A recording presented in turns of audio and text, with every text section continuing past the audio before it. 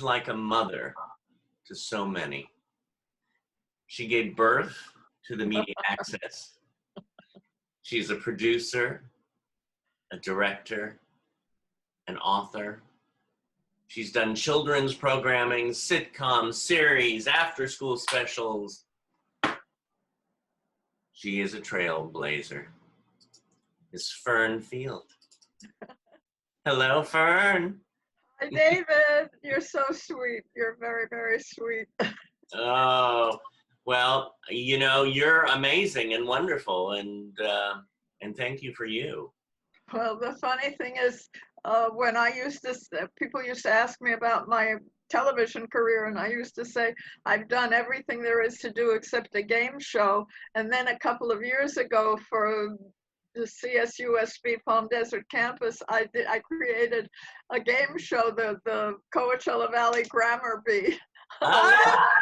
The least qualified person on the planet to do a game show. Oh my God. We had fun. It was great. That is fun. That is fun. So when people say, Fern Field, you're a trailblazer, what comes to your mind? Well, of course, the biggest thing that I ever did, and it was by accident, like my entire life, which is why my autobiography is going to be titled My Accidental Life. And the truth is, had I not been working for Norman Lear, none of it would have happened. You know, I could have had the same job at Mary Tyler Moore, but you know, it wouldn't have happened because of the whole movement was triggered by an episode we did on Maude about her going back for her college reunion, and her best friend roommate. Do you hear that noise on Wilshire Boulevard? I know, it sounds like it's like living on Times Square. You know, I picture dykes on bikes. Right. Exactly. That's probably what it was.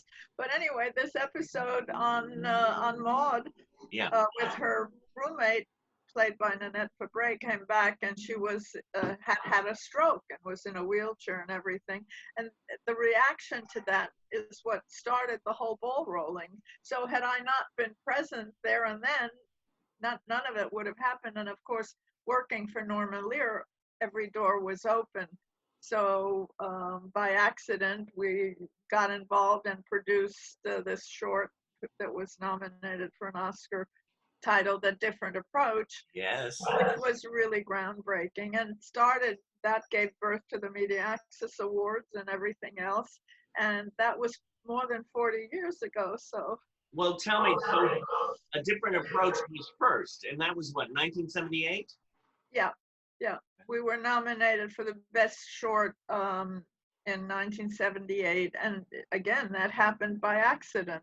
And that was and it was really groundbreaking. Today, it's not so unusual, but then the committee we did it for, they were white-knuckled. They were afraid. I too was afraid that we would get sued and everything. And then it was first premiered at a luncheon given by the South Bay Mayor's Committee for Employment of the Handicapped, and it was the first time any disabled people were screening it. And afterwards, they were so happy, they were so thrilled. And of course, after that, everybody claimed ownership, you know, before we had a disclaimer on the film. Right. It's interesting how, you know, somebody wants to create something and people are like scared of it, but then when it's a big hit, everybody says, oh yes, I was a part of it. That's right. But the most rewarding thing was when we did it, you know, it was conceived because the South Bay Mayor's Committee wanted a conversation breaker when they went to talk to employers about hiring people with disabilities. And when we screened it at the old Directors Guild building, my friends called me afterwards and they said, you know, when we first got there, we were very uncomfortable because we had some extremely severely disabled people at the screening. We had used them in the movie. And my friend said we were really uncomfortable. And then after we saw the film, we went over and talked. And that's exactly what the film was designed to do. Yeah. You know, I put a message out on Facebook that you were going to be interviewed, and a few people actually responded with some questions. Okay. Teresa Direx said, "What are your favorite types of films to produce? And is there any way people can watch or get a copy of a different approach?" Well, first of all, I like to make good films. And somebody once called me a social issues groupie. So when you look at my credits, you'll find that almost every single one had something to do with touching people's lives, changing people's lives. A different approach, probably you can get it on YouTube, maybe. I have, I'm going to digitize it, but at this point, I think it's possibly available on YouTube. Some of my after-school specials are on YouTube. On my list of things to do is to digitize everything. Yeah. And for the most part, that's how you get to see it, or at screenings and stuff like that. If anybody of course now we can't do any of this, but if anybody wanted to organize a screening or something like that, I would be happy to. I have some DVDs. I would be happy to come at a screening and talk about it. But the film is dated. It's such a different world now. We use the word handicapped, which is a no-no these days, and everything. And so sometimes when we show the film, we get a mixed response, because some people still love it. And everybody was after me to do an updated version, but you can't really do an updated version of that film because it's a different world. I mean, doors are open. People are much more non-handicapped people, non-disabled people are used to seeing more disabled people. So you can't do what we did in 1978, but in 1978 it was groundbreaking and happily resonated around the world. Well, what was so great that it was the door open. Yes. And now, yes. Instead of remaking it, we move forward and create work for everyone, for inclusion. Exactly. But the most interesting thing was the changes it brought about in our lives, in the non-disabled people. And one of my favorite stories is about our terrifically talented choreographer who did the Busby Berkeley, Joel Paley. And we were auditioning people in the garage at Metro Media. It was February and it was pouring rain. And that's when I learned some of these bands don't fit into garages. Anyway, these people were coming in and on crutches and wheelchairs and everything. And Joel came over to me at 10 o'clock in the morning and he said, "Fern, what am I supposed to say? I can't say step 1, 2, 3. And I looked at him. I didn't have an answer for that. He said, "Should I say wheel 1, 2, 3?" And I said, "That sounds pretty good to me." And he pranced off to do his auditions. Well, by 5 o'clock that day, he was so comfortable working with people with disabilities that this woman showed up. She was in a wheelchair with a caregiver. And he said, "Hi, can I help you?" And she said, "Yes, I'm here to audition." He said, "Oh, sweetheart, I'm sorry, I can't use you, because originally we had created this number to be done with people in wheelchairs and their attendants. And then we realized that's counter to the message that we're trying to send. So I can't use you." And she said, "I have a wheelchair at home that I can control with my mouth." He said, "Come back tomorrow morning at 10 o'clock. And he placed her center screen, and my partner and this cinematographer went ballistic, and they said, "Fern, you can't do that." I said, "What?" Like, "You can't put her center screen. It'll be a turnoff." I said, "That's what this movie is supposed to deal with." And I had to go to the head of the committee to tell her, "Marcia, you have to back me up on this." And the best news about that, David, is I was telling this story the other day, probably 9 months ago. You might have been there. It was at some university, a meeting. And I was telling this story, and there was a young woman in a wheelchair, and when I quoted what my cinematographer said, that it'll be a turnoff, she said, "Really?" She was really surprised at that, because obviously she had never encountered any, any prejudice, any kind of response, negative response. And that, thank God, 40 years later, makes a big difference. Right. Makes I just got, I kept on asking myself, why are people feeling that certain way? Why are people fearful of differences?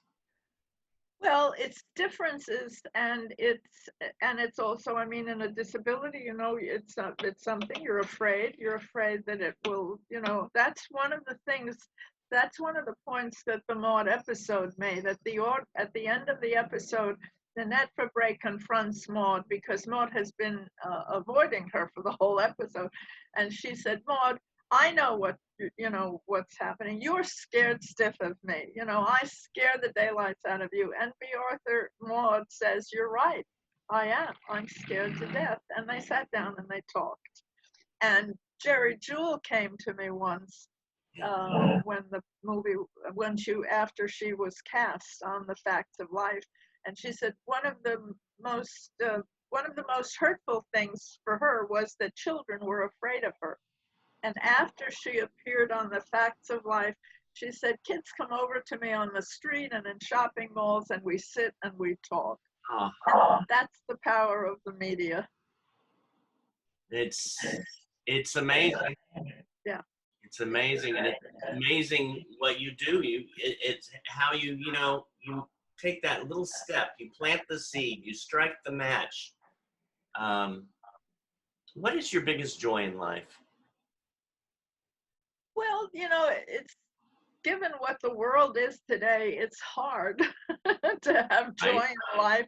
Also, because I really miss, there have been so many changes in my lifetime, and I miss the world that I grew up in and the country that I grew up in. And I don't know if you've seen David Attenborough's great feature documentary that he made for Netflix about all the changes that have happened to the planet in his lifetime. He's 90 years old. It's amazing, and every human being on the planet should watch it. But the fact that I did things that were important and that touched people's lives, that's important to me.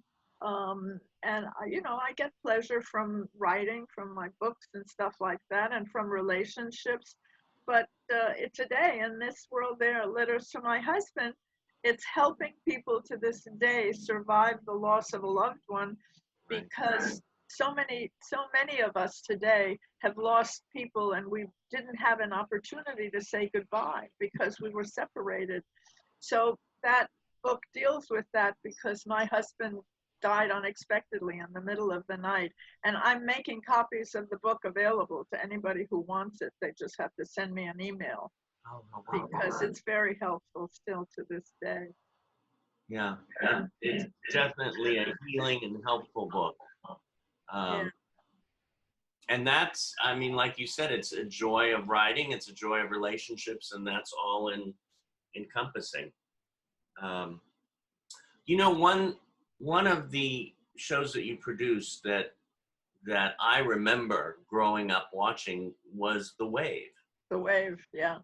I'm still getting, I got an email not long ago. A woman, was so impacted by that movie. It was astonishing, and it's a true story.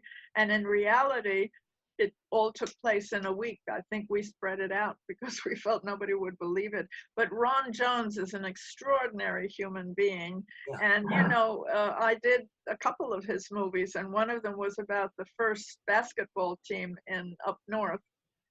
So he's been working with, after The Wave, which had no disabled people in it, but it has done a lot of work with disabled people up in the Bay Area. Right. Well, and it's so timely. It's what? It's timely. Yes, it is. It is. more than ever, unfortunately, more than ever. And he said it was such an extraordinary experience for him and the students that they hadn't talked about it for like 40 years. And more recently, when they run into each other, uh, they start talking about the experience of the wave and what it meant in their lives.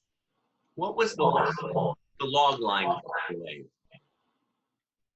Um, Probably, I have no idea. I don't remember, but it's what Bruce Davison, who plays Ron Jones, says at the end. You know, he says not to follow blindly and to question, you know, what the people in power may be saying. And God knows we should be questioning today what the people in power are doing and whether it's right or wrong, and, you know, not being motivated only by our pocketbooks or whatever, but caring about each other, caring about people is the most important thing.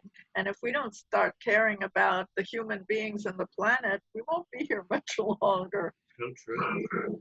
I mean, after this interview, I think I'm going to go try to find it on YouTube and post it so people can watch it and say, "Oh, wow!" And this was May when? You know, I think it was like that was around it was also around the 70s. 70s. Yeah. Yeah, maybe that was the 60s. I have to look. It says so on the film. Yeah, I think it was the 70s, but I just remember how powerful it was, and like you said, it's so what we're dealing with. I'm going to throw out. I mean, we talked about Jerry Jewell, and that story. I mean, you've had so many stories, and you were the one who discovered her with Norman, right? Well, what happened was the Media Access Awards, the first one, which was by accident. Right. You know, the funny story about the Media Access Awards was I had been invited to a governor's committee meeting, and there was this very sexy guy in a wheelchair, Peter Arballo, who challenged me during the Q&A and said, all you media people, you're always coming, you're exploiting us, and then you leave and and his sentence, which I will never forget, and we disappear into the back bedrooms of America. Will you serve on a task force? And this was on the heels of The Men and Coming Home. You know, there had been some major movies. So afterwards, you know, we talked, and I said, look, you know, my way is not to chain anybody to the bus stop, but to go to the entertainment industry and say, here's the problem. You know, we need inclusion, and will you help us? And so the way we were going to do that is we organized a dinner during a quarterly meeting of the governor's committee. Can you hear me? All that noise? It's like you're at an airport. I can't believe what's going on.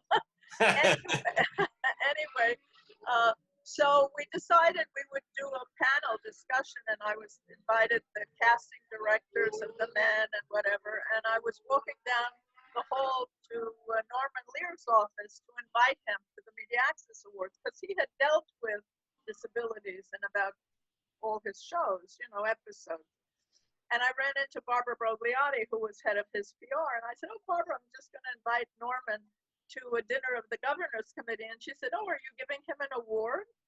And I thought, of course we are. I thought, what a great way to ensure that somebody will show up. So that was the first Media Access Awards. I did a reel using excerpts from the shows that he had done. And I remember he walked in. I had the whole cast of Maude there because they were so terrific and so supportive. And he said, where's the press? And I said, well, I couldn't get anybody to come. And he shook his head and he said, if you were lying on the edge of the highway and an accident that put you in the wheelchair, you'd have the press. And I said, yeah, well, but that was the beginning. And of course, because he was involved, and then we, you know, and even he was involved before the Media Access Awards because I was making the movie A Different Approach. And, I got everybody because my first line was, Norman Lear is going to be in this film, and would you join him and everything. So that's how it all began. And Jerry, one of my colleagues called one day and said, there's this fabulous comedian, a stand-up comedian, and she's going to be performing Saturday on TV, and you should definitely look at her. And my stomach was crunching up, and I'm saying, please go away and leave me alone. I can't do this anymore. And of course, Saturday, when she was doing, my husband and I, whose name also happened to be Norman coincidentally, we sat down and to watch Jerry Jewell and fell in love with Jerry Jewell and got to meet her. And I had her perform at the second annual Media Access Awards. And everything about this whole thing always has a story, because Norman Lear was, of course, at the second Media Access Awards, and Jerry performed, and we all fell in love with her. And my husband brought her over to introduce her afterwards to Norman Lear, who was sitting next to Charlotte Ray. And I heard Norman turn to Charlotte and said, she should be on The Facts of Life. And I thought, what a fabulous idea. As soon as I got back to the office, I called the executive producer. It was Jack Ellis. anyway, whatever. His name will come to me. And he said, well, we didn't get a second season pickup, so we don't have any more. We've got 2 more episodes. We've got the scripts. So I called Norman Lear and I said, it's not going to happen. Well, a couple of weeks later, they got a pickup for season 2. So I called Norman and I said, I heard they just got a pickup for 7-2. So now we could do Jerry. He said, well, come down to the office. So I walked down to the office and he was there. I think Kathy Hand was there. And he beat out I have the cassette from the meeting. And that's how Jerry, that's how Cousin Jerry, the episode, was born on The Facts of Life. And the rest is history. History. It's always, there's always a story. Always. There is Jerry, my wonderful, beautiful friend. Yes. And, yes. and we fell in love. What can I tell you? Yeah. Well, I mean, again, it was you planting the seed. It was you taking that match and lighting a new fire. Well, by accident, I haven't invented. I don't know when it's when it's. I don't know about the impossible. I ask. Yeah. I ask questions. Everything I've ever done in my life has been by accident. Yeah. So. How about you, Jerry? I want to tell you that another experience. This is what was so important about how it changed our lives. When I was making The Wave. Yes. I was already involved in the disability community, and my AD came over to me. I think it was Michael Glick, and he said, Fern, we should have an extra in a wheelchair. And I went, oh, of course. And he pranced off to get me my extra in a wheelchair. And I went, oh my God, we're going to have an extra in a wheelchair. How do I explain this to Virginia Carter? And what is Norman Lear going to say? And what if there's an accident? And what if? And this went on in my head for about 3 days. And finally, on the 4th day, I'm getting ready, putting on makeup in the bathroom and going through this. And I stopped myself and I said, look at you. Look at what you're going through. And you're enlightened. I mean, you're in the middle of all of this, and you're talking to directors and producers and writers who aren't enlightened. And look how uncomfortable you are with the thought that there's going to be a person in a wheelchair on your set. So, of course, I stopped torturing myself, but now I knew what we had to, what was the obstacle to overcome, what was the mountain that had to be climbed.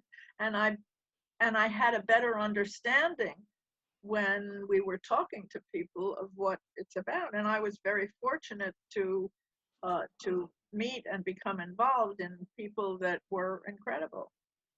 And interesting, even before Facts of Life, I did a Cheech and Chong film. And I am not a wheelchair user. I walk, and they were paranoid that I was walking anywhere on set. They go, what if she trips? What if she does this? What if she does that? Yeah.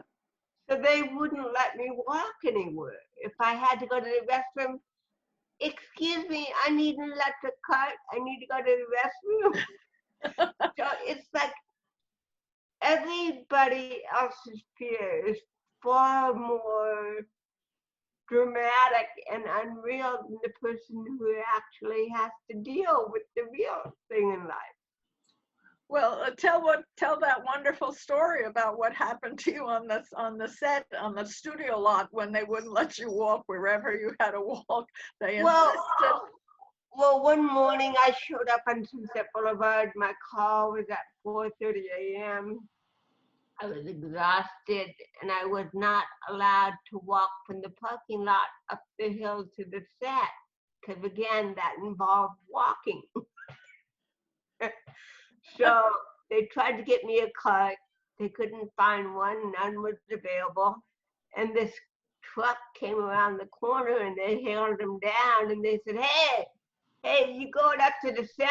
Yeah, man. I said, well, can you give Jewel a ride? I mean, she can't walk up there, man. Yeah, no problem, man. And he put me on the back of the truck, and he said, now hold on. And he put the gas on, and I let go, and I fell off. And I broke my thumb, my finger. Oh my gosh. I had to go to the emergency section. I think it was at Cedars, and they had to wrap up my whole hand and everything. And because of that fall, I got cut from the movie. Oh my God. I didn't even know that last part. Oh, how sad. Yeah, is that? because they couldn't match the takes. I had worked on the film for 3 weeks with no cast on my arm. Oh my gosh. And so they couldn't match it, so they had to nix it completely. But Fern, it was a blessing in disguise, because Cheech and Chong's film Nice Dreams came out the same time that I was on Facts of Life. Uh-huh. And had I been in a Cheech and Chong film and on Facts of Life with a G-rated show, they wouldn't have been too happy about that. So Cheech and Chong was not supposed to happen. Oh my gosh. Well, you know, David, sometimes I forget the first experience that I ever had, which was quite remarkable. Yeah. With a person in a wheelchair. I was a young newlywed. I was about 20, 21, 22 years old in Rome, when Rome was fabulous. It was the time of La Dolce Vita. And somebody we had met on the ship said, you can always find me at Jerry's. Jerry's was an American hamburger place.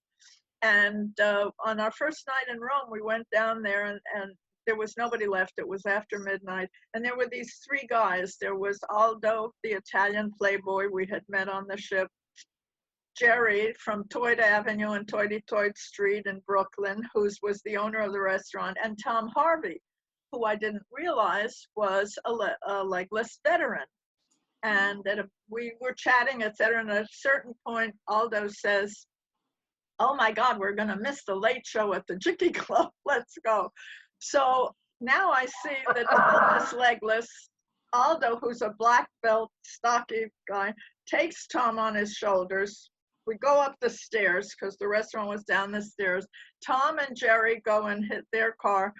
Aldo takes us on two wheels in his two-seater sports car. There were three of us, through a ride in the Villa Borghese, and we get to the nightclub. And we go down to and at a certain point, we're sitting there, and he's met other friends. And at a certain point, Tom Harvey turns to me and says, would you like to dance? And my heart stopped. And I said, of course, what am I going to say? So I'm walking to the dance floor. He's behind me, and I'm thinking, what's going to happen? Is he going to grow legs? Will this wheelchair disappear? What is going to happen? And it was a time when the mambo and the rumba, those were the things dancing. So I turned around, and there Tom had propped himself up in the wheelchair, put a strong arm around my waist, maneuvered the wheelchair with his other arm, and we rumbaed. But the most remarkable thing was nobody paid attention. They were so used to Tom Harvey going all over the place and dating the most beautiful women in town that nobody paid attention. And Tom was part of the group. If you needed something from the kitchen, Tom was the first one to wheel down the hall. I mean, it was amazing, but I'll never forget that moment or that question, would you like to dance? Sure. I love that. It was, so it's been an interesting journey, and I'm surprised I'm still here. Well, I'm still here. Right. So I'm going to throw out a name and see where it takes you. Monk. Well, Monk was a terrific. Everything Has a Story was a great experience. The show idea was pitched by our executive producer, David Hoberman, who happened to have been OCD when he was a teenage, growing up. So that's what it was. But we just dealt with it. It was, that was part of his thing. And Tony did research on it. And we really, I and our showrunner, we had wanted to do an episode with Marlee Matlin, etc., but it didn't fly. It would have been Emmy, but it it didn't fly. And Tony was an extraordinary talent. He's an extraordinary actor. And the interesting thing was, I was once showing a rough cut of one of my favorite episodes, which was the Willie Nelson episode in Italy. They understood the language, etc., but they understood the character so well that when there's this, he's been invited to play with the Willie Nelson and the guys on a radio show, and at one point, just before he's supposed to play, the musician standing next to him grabs the clarinet, puts it in his mouth, and says, "This is the way you're supposed to use it." And of course, Monk now can't put it in his mouth. He wipes it on the guy's sleeve, etc. But he had made such a clear character that in Italy, when the musician did that, the whole room gasped because they knew how it would be for Monk, that he would not. And it was really Chaplin-esque what he did, especially before you edited it, because you see him going through all the stages like, oh my God, I can't do this. But this is a once in a lifetime experience. So I have to get past it. But I can't. You see him going through all these feelings, knowing that this opportunity will never be back. It was amazing. Another groundbreaking show? Well, it was, we didn't know how long it would go. They hired me originally to mount the show in Canada because Tony had been doing a feature there, and I had done a lot of work in Canada. So I was hired as the line producer, and then we came back. It was a hit, it was a hit because everybody fell in love. The audience and the critics fell in love with Tony. And it was creepy, and it was, but basically, that's a show that really hinged on our star. Because the shtick that he would come up with, and the fact that he became the character and got it. It was terrific. It lasted 8 seasons. Yeah. Well, I mean, you've been honored with so much you know, for your work in inclusion and employment with people with disabilities, 2 Peabody Awards, 2 Humanitas Awards, and you received the Distinguished Service Award from Ronald Reagan. Yes, I did. Not personally. Yes, yes, yes. Well, the head of the committee that we had done, you know, a different approach for, she nominated me. I didn't even know when it was that I had been submitted. But it was lovely. But I told you, Jerry, you know my friend Tom Backer, who's in the nonprofit world. He nicknamed me a social issues groupie because everything that he ever participated in, I would be there. You know, whether it was a coalition for clean air, or recycling, or this, that, and the other thing. I think it matters. I think it matters. Yeah. And you know, there are lots of people. On the one hand, I said, you know, I miss the world I grew up in, and I think that we're not paying close enough attention. And then, like on a Saturday morning, I see a show on CBS, and a couple of weeks ago, you know, the scientists have invented a sidewalk, a concrete sidewalk that collects water and processes it, and it's just amazing. So, you know, when I get to feeling pessimistic, I think of and people, you know, what we're doing. And there are some people who say, no, you know, the world is okay because technology will solve all the problems. I'm not so sure, but maybe it will. You know, I don't know. Yin and yang. Yeah, yes, exactly, exactly. Oh, and also there came a time like after the 4th Media Access Awards when I started traveling to locations on production. So I really was not that actively involved. Then every time I would be back in LA for something, I think maybe around the 6th or the 7th, I might have been involved again, and at the 25th. But in the beginning, the first 4, the first 3 I did by myself. How I did it, I don't know. I had a secretary and an office, and I was working for Norman Lear, which opened all the doors, but I didn't. When we got to the 3rd, which I realized after doing 2 of them, that it was just as much work doing a small one as a big one. So I decided, and we needed to raise money, because the other thing I realized is that doing this once a year isn't going to make any difference, because we need to be doing this every day, every single day. So I decided we needed a media access office, we needed to raise money, etc. So I moved this from the Holiday Inn in Westwood to the Century Plaza in Century City, and a lot of people went ballistic because the ticket went from $25 to $125.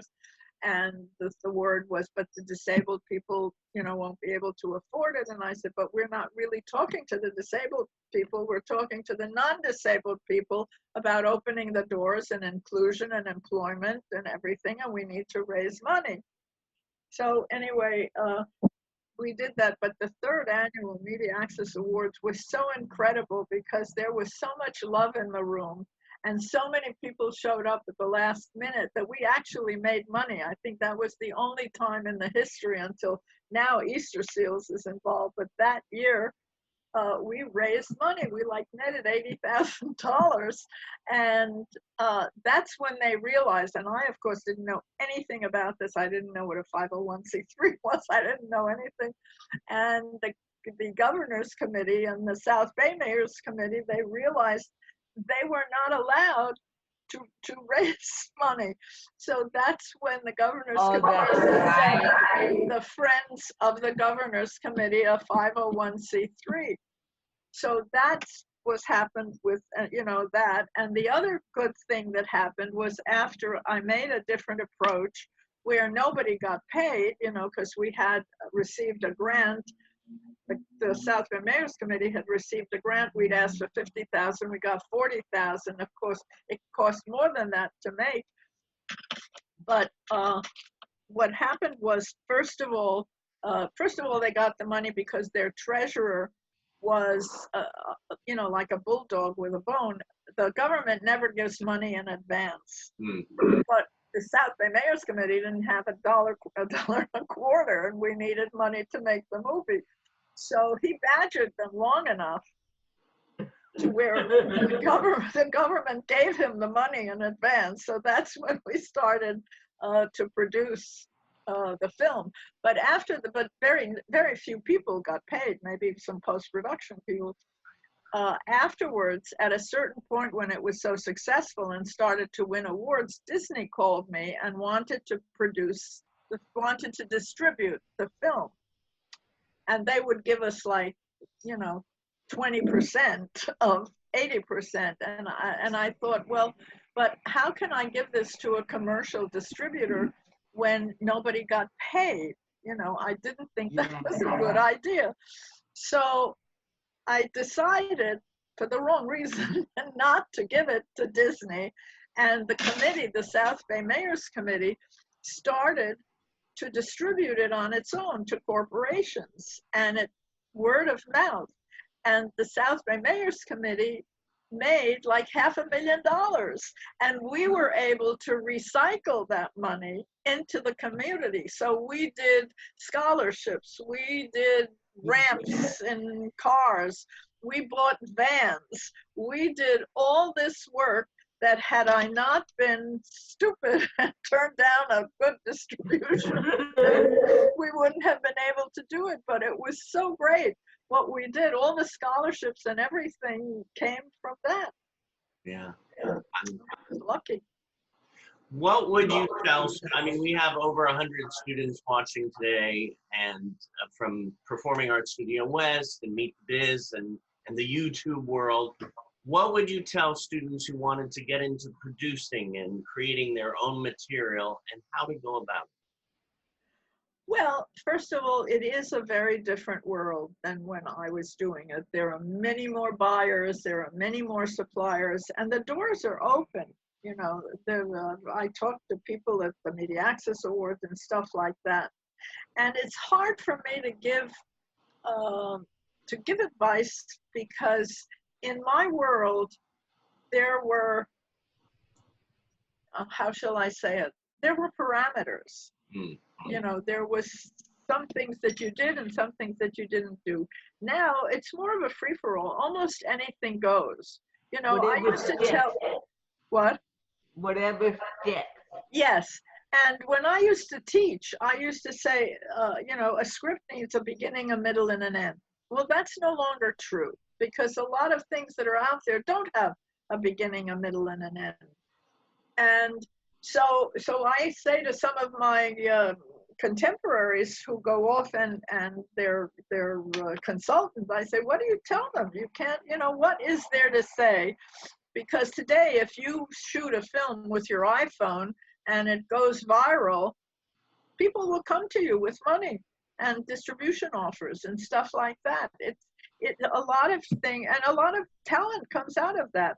So it's a different world, and it's hard for me to know what really to advise. I still think that if you really know how to make a movie,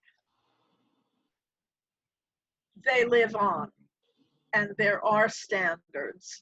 But if you look at a lot of the projects that are getting awards these days, and you look at some of the projects that made it years ago, in my opinion, they're as different as night and day, which doesn't have to be a judgmental thing. Anything goes. So yeah, I would say,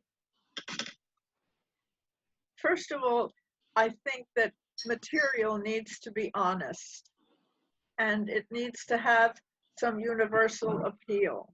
When I wrote letters to my husband, I wrote letters to my husband because I knew that the pain that I was feeling was not unique to me, that there were a lot of people out there who had suffered the loss of a loved one, that were feeling the way I did. And I was brutally honest about myself, about my feelings, and about what was going on. And my readers responded to that. So I think, yeah, so I think, and I mean, look who I'm talking to. If you've read Jerry's book, it's an amazing book. You make you laugh, it makes you cry. It's extraordinary. She's had an extraordinary life. She's a fabulous writer, and it's amazing. And she's honest. You know, she tells it like it is. And I think that is a very important aspect to being successful. So, you know, you look at what are your favorite projects that are out there. What did they used to be, and what, when I remember when I walked out after I saw Amadeus on the screen, I was really depressed, and my husband said to me, "What's the matter with you?" And I said, "I will never be able to do something that's as wonderfully done as that." So there are these projects out there, and I hope I'm still I'm still writing. I'm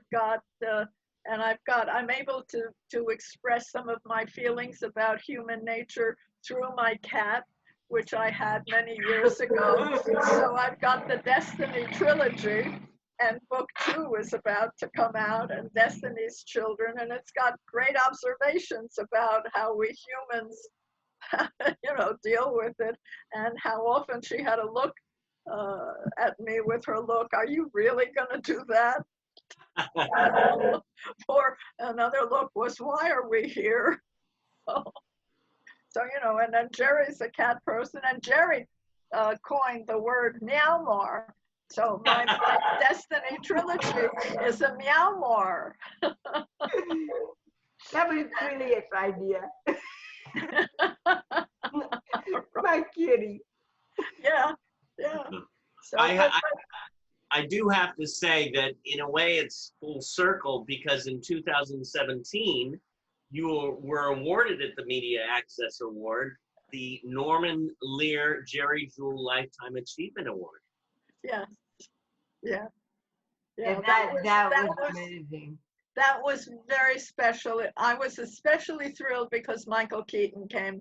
Michael Keaton was like starting out, and he had a small role. I think it was in All's Fair, which starred Bernadette Peters and Richard Crenna. And he would Jim Belcher, who I got involved again by accident, and I were creating the show, and we needed a young filmmaker because it's a film within a film. So we thought that Michael would be perfect. But you know, when I asked him, and he said at the Media Access luncheon, he said he just wanted the gig. You know, I came to him, he would have done anything, but we didn't know. We didn't hear from him. We didn't even know if he would show up. We weren't paying anybody, and so we had a backup. We've got one guy there who's like this assistant to somebody on the committee in case Michael didn't show up. But Michael showed up and did a fabulous job of this filmmaker who was making this movie to encourage employment and then in those days we said the handicapped. So it was fabulous, and the fact that he was at the Media Access Awards, that was really very special for me. It was really Norman was there too. Norman, yeah, of course. Yeah, it was an incredible day. I was so proud to be a part of it. Yeah. Well, it was very special. And, you know, again, as I said, if I had been working for Mary Tyler Moore, they wouldn't have done an episode like that. They were, you know, it was because I was working for Norman Lear, because Norman never said no. You know, he showed up at the first Media Access Awards when we gave him an award. You know, that's how it was born. And if they had Barbara Brogliotti not asked me that question, we wouldn't have it. Awards. But it was really, of course, in the another person that really above and beyond was Lorene Arbus, because I had hired her and her husband to do an episode on a show I was doing, again for Norman Lear, and she was asking me about the Media Access Awards and that she would like to be involved, etc. I said, fine. That was just before I was moving. It was the 3rd annual, and I was moving it to Beverly Hills. And 2 things happened to me on that thing. Lorene showed up one day and she said, well, who's on your committee? And, but nobody was on my committee. I had some kind of a committee, but people would always come to me with, oh, it would be great to get so-and-so, but then they would leave and I should go get so-and-so. And I said, well, we don't really have a dinner. She said, Fern, you can't do this. You need to have every studio head, every network head, etc., on your dinner committee. And I said, well, she said, well, she said, I'll do it. I said, Lorene, the invitations have to go to the day. She looked at her watch and said, how much time do I have? I said, until 3 o'clock. And she left. And by 3 o'clock, we had half the studio and network heads part of our dinner committee, which we were able to include in the thing. So she was, she was remarkable, and she bailed us out on a number of occasions because it was very difficult to maintain the office, the awards, etc. It wasn't until now when the Easter Seals have gotten involved that everybody could breathe a little bit, but it's been an uphill climb every year. Yeah. But Lorene was incredible, and she put us on the map. She really did. Well, I want to thank you for being here today. And this was real fun, and I'm so glad, Jerry, that I get a chance to talk to you. It's so fabulous. See, Yes, this is where I miss you. This is where technology is wonderful. Yeah. And I love surprises. I thought, I'll bring you, we'll surprise Fern a little by having Jerry here. Oh, that's fabulous. Yeah. I love you both. Oh, well, Love you guys. we love you. We love you. I have to tell you one thing about Maude, though. Yes. I watched Maude every week with my mom. It's a memory that is just in my head. We would sit on the couch. I would hold her hand. I would lay my head on her lap, and we would laugh every week. Well, 2 things. Did you ever see the episode where Maude goes to the shrink?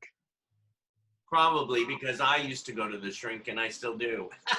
Well, and I did. I mean, I went to 3 shrinks, and the last one was a psychologist, not a psychiatrist. My first one was Kurt Adler, was Alfred Adler's son. But the thing about, where was I going with this? Maude, right? So Maude, this script came to us over the transom. It was a spec script by a writer, and it was a solo. It was a 22-minute solo. Maude talking to the psychiatrist. All you saw in the episode was the shrink's shoulder, and he never said anything. It's amazing. The monologue, it's a monologue. It's a 22-minute monologue. It's amazing. And then my other favorite line was from the episode. It was before my time on the show, but Maude is pregnant. And, and Adrienne Barbeau, her daughter, and it's about abortion. And Maude is debating, what she should do. And she's hesitating. And Adrienne says, but Mom, you've been a proponent of abortion, for years. And and Maude says, yes, but I wasn't pregnant then. And that is an amazing insight into, how we function. There are times when we believe something strongly and something makes us hesitant. It was terrific. She was fabulous. She was formidable. And, when I first went to work, she was she was larger than life to me. But she never said no. I could call her. I called her to be a narrator on a film I did for the Department of Mental Health. Whenever you called me, she was there. And after my husband died and after the show went off the air, we continued to be friends with Maud and Rue and this and that. And one day, it was a particularly difficult day on the shoot. I was doing Counter-Strike in Toronto with Christopher Plummer, and it was it was like midnight, and I was the last one at the studio. And on the public address system, the night guy says, Fern Field, B. Arthur's on the phone. And B. Arthur, oh my God, I picked up the phone and she said, Fernsey, I was thinking about you and I wanted to call and say, this was right after my husband died. And I wanted to call you and tell you I love you and just say hello. I said, B, you don't know how much this phone call meant to me. It was been a terrible day and it was just amazing. Yeah, they were terrific. All those guys were, it was a great cast. It was a great time to be working for Norman Lear. It was a family, and we cared. We cared about the content. We cared about what was going on. Norman, if an episode was having a problem, the call would go to Norman's office and he would be down at the studio. And he could take a line from one character and give it to another character, and all of a sudden it was brilliant and it worked. Yeah. It was a great time. Wow. Yeah, it was a great time.